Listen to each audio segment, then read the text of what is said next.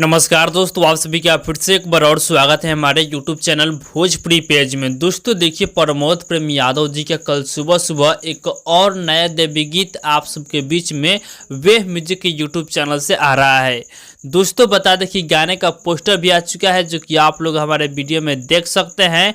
दोस्तों गाने का टाइटल दिया गया है भूखब 9 दिन सोना खातिर। दोस्तों मतलब ये जो गाना है एक बॉयफ्रेंड और गर्लफ्रेंड के ऊपर ये गाना है, और गाना बहुत ही शानदार गाना है, जिस गाने को प्रमोद प्रेम यादव के साथ में राजनंदिनी इस गाने को गाई हुई हैं।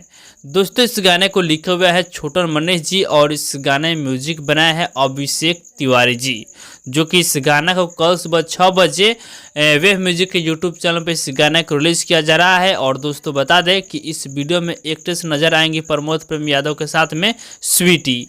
तो आप लोग कल तैयार रहेंगे इस गाने को सुनने के लिए सुबह 6 बजे वेव म्यूजिक के यूट्यूब चैनल पे। बाकी फिलहाल का ही अपडेट है, आप लोग इस गाने को सुनने के लिए कितना ज़्यादा बेकरार है कमेंट बॉक्स में बताइएगा। और इसी के साथ हम इस वीडियो को समाप्त करते हैं। आप लोग इस वीडियो को लाइक कीजिएगा, शेयर कीजिएगा।